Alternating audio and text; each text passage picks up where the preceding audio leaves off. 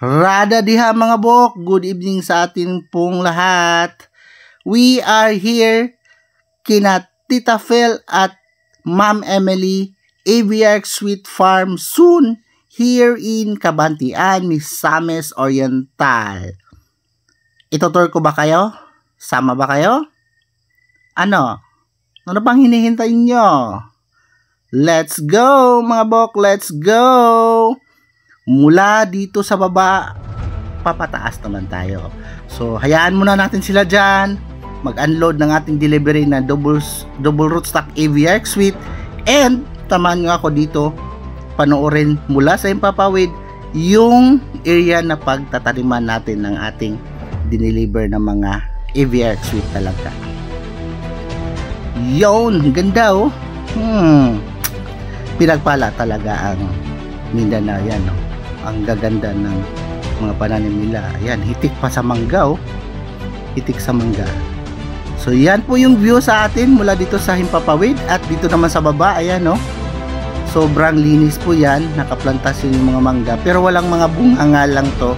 So yun nga po, medyo may kamahalan ang pagpabunga ng mangga. So ito siguro yung dahilan nagsiship na ng panibagong ano, which is the AVR Sweet na. So yung nakikita nyo ngayon, ayan, hitik yan sa bunga, maraming nyog. Yung lupa na nandito, upon inquiry, so mga 2 hectares daw to, pero yung pagtataniman natin, nasa 2 hectares yung pagtataniman natin. Pero sobrang lawak ng lupain nito kasi kasama yung mga mangga, ito sa kanila din yan, yung mga nyog, sa kanila din yan. Hanggang dyan, sa kanila po yan yung mga pinakita natin. So malawak po yung lupain.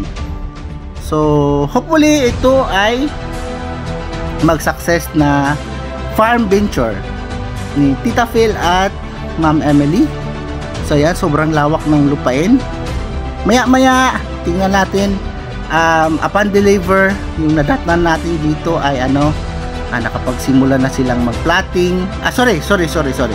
Nakapagsimula na silang maglinis. Yan, malinis na yan.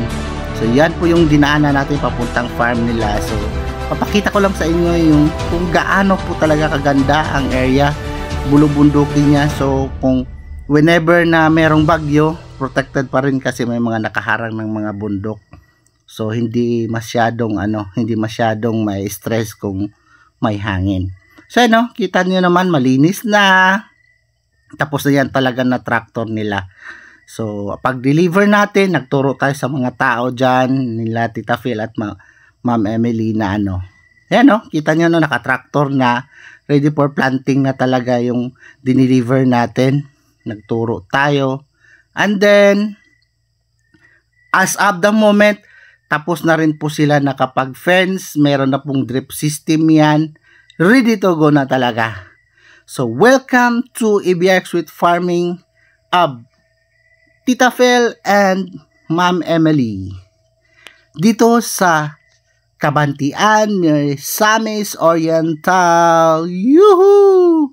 Super nice yung lugar. Yan super nice. Wala po talaga akong masabi.